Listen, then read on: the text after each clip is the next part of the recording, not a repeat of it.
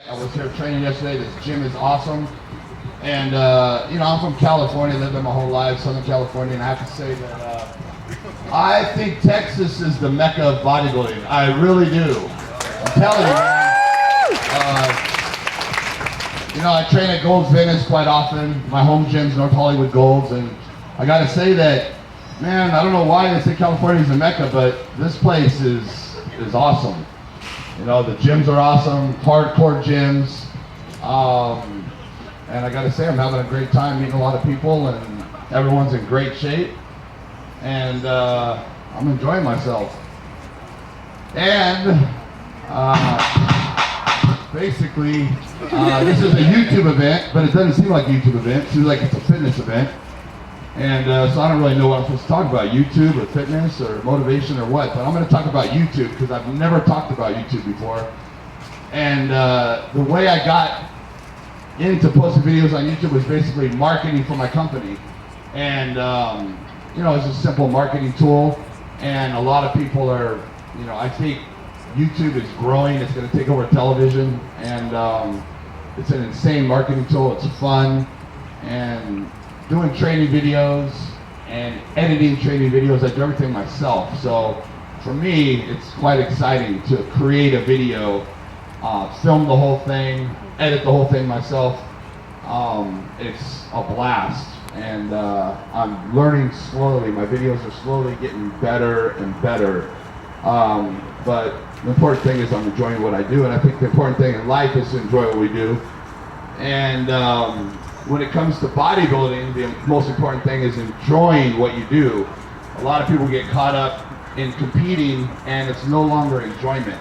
It's kind of turns into torturing yourself for a trophy, And I went through that stage competing where it was, for me, it got to the point where I felt like I was just torturing myself, with my diet, my cardio, and I wasn't enjoying it. So now, in the last maybe 10 years, I've learned to just enjoy everything I do when it comes to the fitness industry. When it comes to my diet, my training, I'm more laid back, and I feel like I get the same results, not being so anal about eating every exact 2 hours, eating exactly 6 ounces of this and 8 ounces of that. I've learned that it doesn't really make a huge difference, when it comes to, being exact on everything. I think you gotta find an even medium where you're enjoying yourself and you're accomplishing your goals at the same time. And also, being diversified, not putting all your eggs in one basket, diversifying what you do, your time, your life, family, relationships, and so on and so forth. A lot of times competing, it draws you, you get so caught up in it that you lose focus on everything else in life. So for me, that's an important thing. I want to spread that word, is to not lose focus on the rest of your life. And that's about all I got really to say. Does anyone have any questions out there? Any questions at all? Want to talk about steroids? Talk about synthol, genetics, whatever you guys want to talk about. Let's talk. Tell me what you want to hear. All right, let's hear it. Yeah? Can you explain how to use it? See, I didn't come here to market my product. But if you're going to drag it out of me, I'll just have to market my product. Basically, the real food is, a lot of people are, they misunderstand what it is. It's a convenient way to eat good quality carbs. It's not this new carbohydrate I invented that's better than everything else, and you're going to gain 20 pounds in a month, and it's not. It's simply sweet potatoes, yams, oats, and blueberries. For me, after post-workout, for me that's the perfect scenario. And I used to bake my yams in the oven, go to the grocery store, buy the yams, scrub them down, wrap them in foil, bake them for an hour and a half, put them in the refrigerator, bring them with me to the gym. I open up the yam as I'm driving, I'm spilling yam juice all over my car, all over my hands. So I'm like, there's got to be an easier way.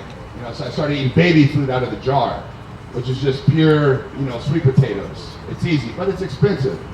So I'd eat like 4 jars. Each jar was like $1.29. You're talking about $5 just for your yams. You know, so then my idea was, you know, what about powdered yams? You know, why not? Throw it in with water, mix it up, drink it. It's quick, it's easy, it's good. So it's all it is it's not an ingenious product. It's just a simple, convenient way to eat the best possible carbohydrates, in my opinion. In my opinion, yams, sweet potatoes is, you know, the best complex carb there is. You know, there's some oats in there, blueberries, and you know, that's what's behind it. It's nothing, you know, it's nothing amazing, nothing new. You know, there's never will be this new product. It's going to put 20 pounds of muscle on it. There's never going to be that.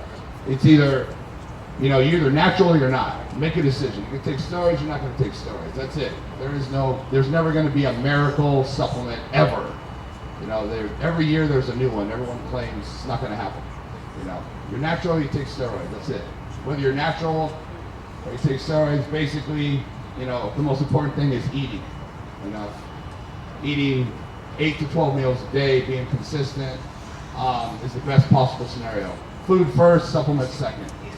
You know, and I sell supplements, but it doesn't mean that food isn't first. Food comes first. And I tell people, if you're on a budget, man, buy food. Don't buy my supplements. Don't buy anyone's supplements. You know, food's always going to be number one. A supplement is something you add to food. In my opinion, you don't ever replace food with supplements. So, does that answer your question? Anyone else? Can you talk about what it is to be 5%? Yeah, that's a good question, because there's a lot of people don't really understand the meaning of it. It's a 5%er is basically the 5% of people in the world that are willing to do whatever it takes to reach their goals. And I just kind of pulled that number out of the air, you know. But that's just my opinion. It's approximately probably 5% of the people in the world that actually commit, and they keep pushing, and they never give up on their goals and dreams. And the other 95 talk, you know, but they don't actually go through with it. You know, a guy might say, you know, I'm going to open a gym one day. You know, I'm going to do this, I'm going to do that. But, you know, 20 years later, there is no gym. He's still working his 9-to-5 job. You know, and it's really not so much, honestly, about the outer shell. It's about everything in life. You know, a lot of people think, you know, they'll send me a picture of themselves posing, and they'll say, am I a 5%er? You know, and it has nothing to do with the outer shell. It's all the mentality of the person. You know, whether you're 120 pounds or 320 pounds, it's all about your mentality. You know, having a strong mind and having the mentality of doing whatever it takes to reach your goals. And, you know, it's, a lot of people don't have that. You know, it's kind of, I used to train people, you know, years ago, and I'd have a client that's, you know, 300 pounds, tattoos, big, you know, strong guy, and when it comes down to, hey, give me 5 more reps, you know, he gives up. He won't give me 5 more reps. You know, I've got a weak mind. You know, then I might have, you know, a guy that's a hairdresser, you know, that weighs 130 pounds, and I say, give me 5 more reps, and the guy, he'll give me 5 more reps. I say, give me 2 more, he'll give me 2 more. You know, he'll pass out before he doesn't accomplish what I'm telling him to do. So it's a mentality, you know, and it's also everything in life, you know. And it's, for me, it's more business oriented. You know, being a 5%er, when I see that, it just motivates me to keep pushing towards my goals. And my goals are more, you know, outside of the bodybuilding world. You know, there's a lot more to life than the outer shell, the physique, you know, but that's an important part, obviously. So, answer your question? Yeah. So, I got one. what's up? Right over here. One day you may? Okay, that's a good one. A lot of people ask me, one day you may is a slogan. It was the first clothing company I came out with. It was a slogan. A lot of people say, why isn't it one day you will? You know, why is it one day you may? Why not one day you will, which is more positive, you know, saying that you're going to do it. And the reason it's one day you may is because most people won't. You know, most people will fail.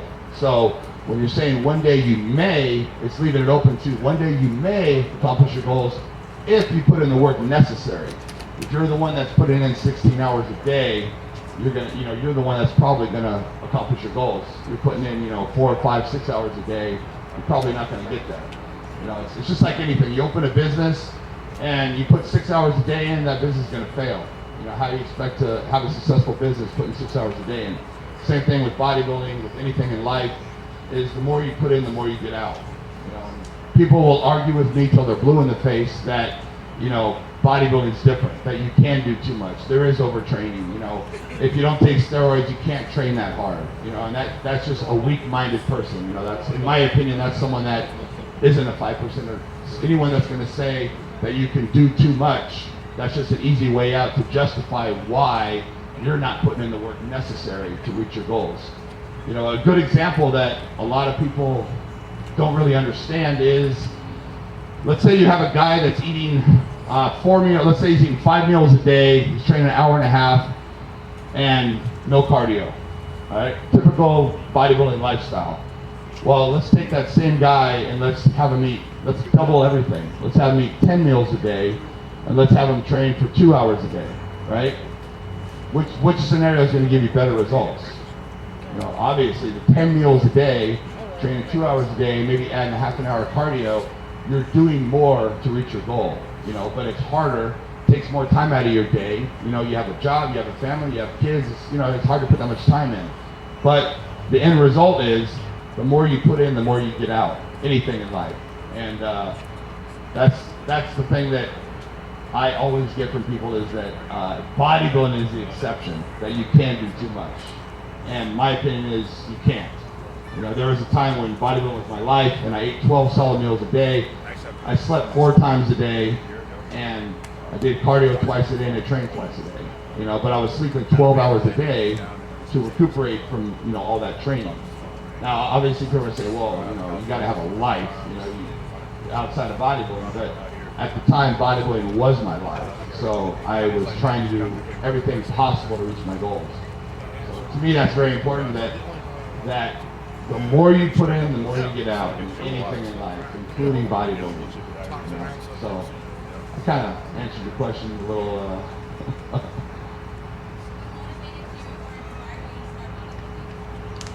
My mom is a competitive bodybuilder. She competed in the mid-'80s, 84 through 87. And she competed in, I believe, 3 shows. She won all 3 shows. So I was kind of raised in Gold's Gym. So at 6 years old, you know, I was sitting in the Gold's Gym, you know, lobby playing with my He-Man dolls. You know, and then one day I looked up and I actually, wow, there's actually real He-Man people in this fucking room. Wow, this is crazy. So I kind of put the dolls down and was, you know, watching people work out, and I was hooked instantly. You know, and a couple of years went by and I started playing around with the weights at like 10 or 11. And by 13, I was, you know, training twice a day, you know, eating 6 times a day. I was just a maniac, you know, as a little kid. And I did my first contest at 15. So, and then, you know, at the time, my mom was single, so when she was dating someone, it was a bodybuilder. And then when she finally remarried, it was a bodybuilder. So, you know, when I was 16, I was training at the gym with a guy that was 6'3", 290. You know, and he's a monster. He's a monster to this day, but, you know, he was my stepdad. And so I really probably didn't have much choice being a bodybuilder. I mean, I was pretty much, you know, what else could I have done at that point, you know? So it was a good scenario. It could have been good, it could have been bad, but I think for me it ended up being a good scenario. So yeah, so I was raised a bodybuilder. Any more questions? What's up, my man? Still down in that Ben & Jerry's? Yeah, man, I had one last night. Yeah. You know, it's funny because I throw out there, I just tell people what I do. You know, I just tell people it's not necessarily that this is what I recommend. I don't recommend you having a Ben & Jerry's every night. It's just something I do. It's not necessarily a good thing. Obviously, it's a bad thing, but it's just something that I enjoy and I've been doing for years. And I guess it's a bad habit, but you know, what can I say? But my body, you know, when it comes to sugars, it doesn't really affect my body too much.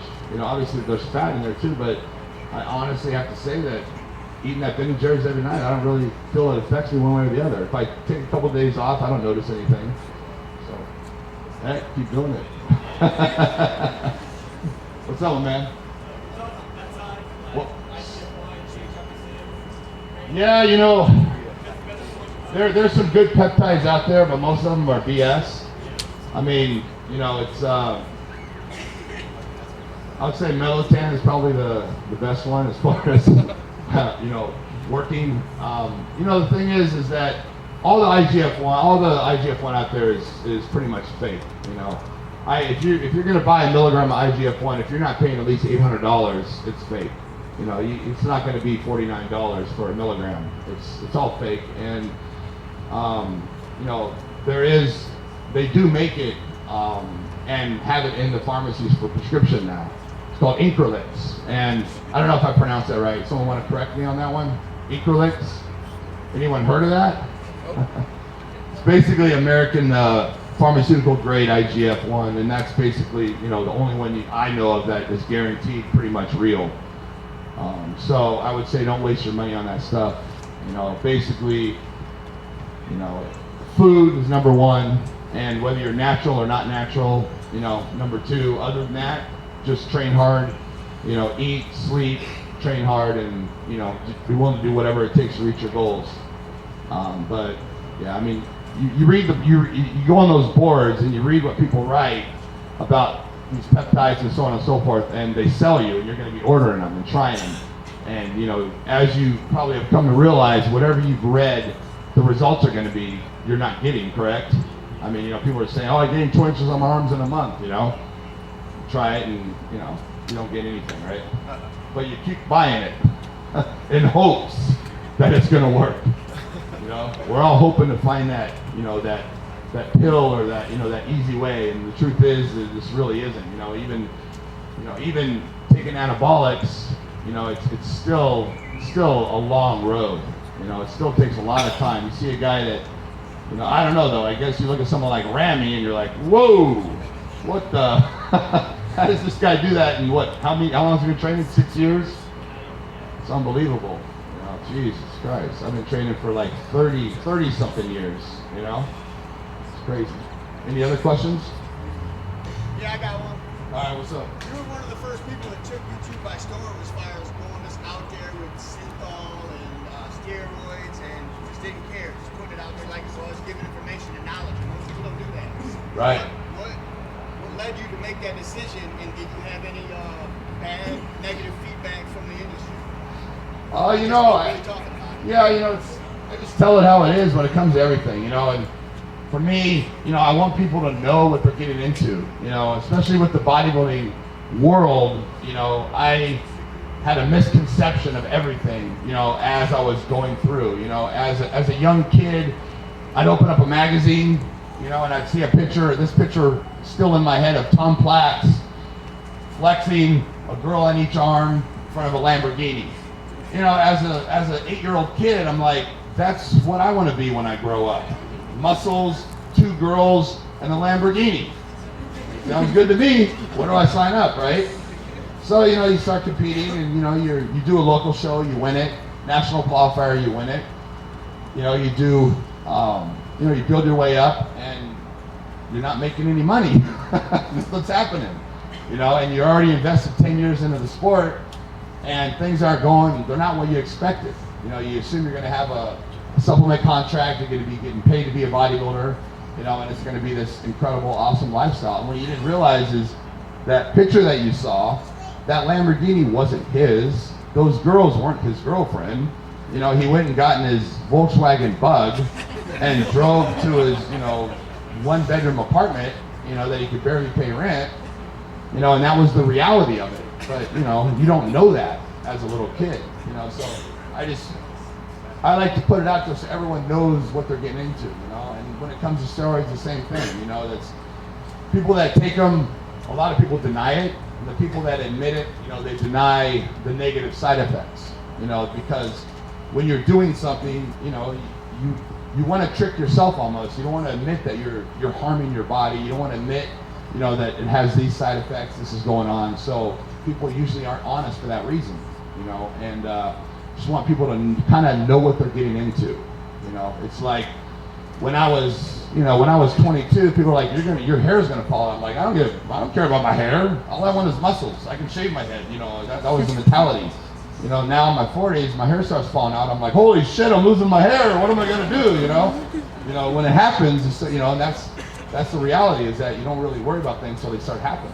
You go to the doctor, and your liver enzymes are high, you know, and the doctor's saying all this stuff to you, and you're like, whoa, you know, now you think about it, you know, but 20 years ago, screw it, you know, all I want to do is be big. I want to be the biggest guy in the room. That's all I care about. So that's for me, is just get that knowledge out there, you know, so people know what they're getting into. They know, you know, I did a video to steroids make you angry. Yeah, they make you angry. They turn me into a maniac. You know, I lose my mind. You know, that's the reality of it, you know, so you just want people to understand that. You know, and obviously the guys out there that take them, they're with their girlfriends, and the girlfriends say, oh, those steroids, they make you crazy, and you're like, oh, they don't do that to me. Steroids don't do that. No, they do. So the minute you admit that stuff, at least you admit it and you know what it's doing, you know, you can at least be aware of those problems, you know, and work on those problems.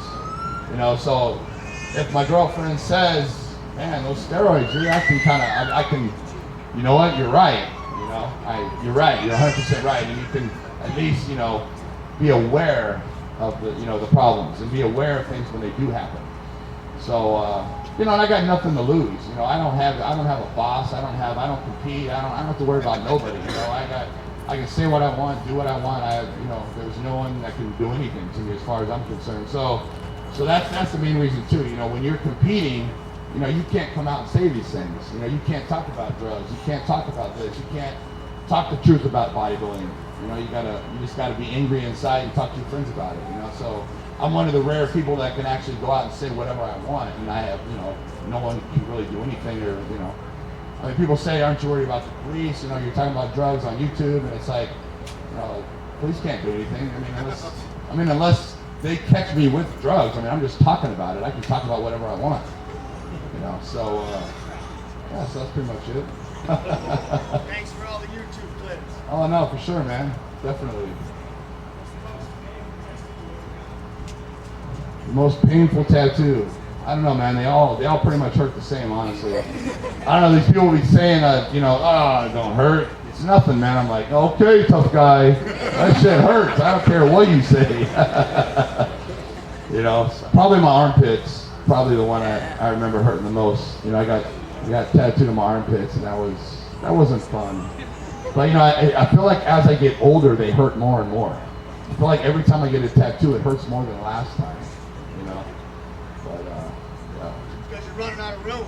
What's that? You're running out of room. I know, I'm losing my mind. I need to chill out on the tattoos. I'm getting a little crazy, you know? I get a tattoo and I'm like, what? The next day I'm like, what am I thinking, man? I gotta chill out on the tattoos, man. It's getting crazy. What's up? Making content on YouTube. Question. Yo. Do you read your YouTube comments? Uh-huh. I don't read my comments, man. No, that's suicide. Those people are vicious, you know? Talking about, I hope you have a heart attack by the time you're whatever. I hope you die. You know. Wow, okay. Sorry. Yeah, people are vicious, man. It's like 80% negative, you know, and I'll do a video, you know, with a female, let's say, a new athlete or something on my team, and I'll tell them 30 times, I'm like, please don't read the comments. No matter, just don't read them. And it's impossible for anyone to not go read their comments. Impossible. I don't think I've ever done a video on YouTube where someone didn't read the comments, because the next day I get a phone call and they're, you know, out of their mind, crying, and, you know, I can't believe we need another video so I can explain this and explain that. I'm like, oh, explain what to who? These are 15-year-old kids that are commenting, you know? You don't have to explain anything. And yeah, and it's like, you know, the thing is that no matter who you are, that stuff's going to get to you. You know, it's going to go in your brain, and you're going to think about it, and it's going to get to you eventually, you know. So the best thing is just not reading. A lot of people say, well, why don't you just, you know, make it so you can't do comments on your YouTube? Which you can. I don't have to have I can make it so people can't comment. But it really affects, you know, how many views you get on the videos. You know, the more comments, the more the videos put out there, the more popular it gets. So it really has, having those comments, you know, it really helps in the video, you know, becoming viral. So, you know, so I want as many people to see my videos as possible, so, you know, I just don't read the comments. And I don't read them. I learned my lesson. You know, people say something like, you know, just a simple thing about, you know, my hair or this, you know, and next thing you know, you know, you start thinking about that. You know, you start thinking about it. So you just stay away. People are vicious, man. But for sure, man. Anyone else? What's up? My workout schedule, like I said, it's important to me to really enjoy what I do. So I walk in the gym and I don't even really know what I'm going to train. You know, I just, whatever I want to train, whatever season. I kind of train like I did when I was 16 or 15. You know, I just walk in and just do whatever. You know, just have a good time with it. And so I don't really have a program. You know, I don't really follow any program. You know, people say, how many times a week do you train this? And honestly, I don't know, because I could train arms 2 days in a row. You know, I could go in and, you know, train chest twice in a day maybe. You know, I think the most important thing is always mixing it up, confusing the body. You know, it's the body's job to get used to whatever you're doing, to, you know, to counteract what you're doing, you know. So what you want to do is constantly confuse the body in every way, shape, and form when it comes to cardio, food, training. So I gotta say, my body's confused as hell because it doesn't know what's going on. I go to the gym at different times, you know, sometimes twice a day, sometimes once a day. I hate cardio. I don't do cardio, but I believe everyone should do cardio. But I'm just being honest, I don't fucking do it. I hate it. So what I do instead is I train 2 or 3 hours a day with the weights, you know, to try to make up for the cardio. I'm not saying that's the right way to do it. I'm not saying that's what you should do. That's what I do. And I enjoy it, so I'm having a good time, you know. And a lot of people will say, I'm sure you guys get this, you know, how do you have the determination to go to the gym every day? You know, how are you motivated to keep going? It's not about motivation, it's not about determination, it's about, this is something I enjoy doing. You know, working out I enjoy it. Even if I didn't get the results and get the muscles that I got, I still would train just because I enjoy just going through the motion of training. You know, it's fun, it's enjoyable. It's kind of, example is, you know, guys that go to the golf course and golf every Sunday. You know, I don't want to golf.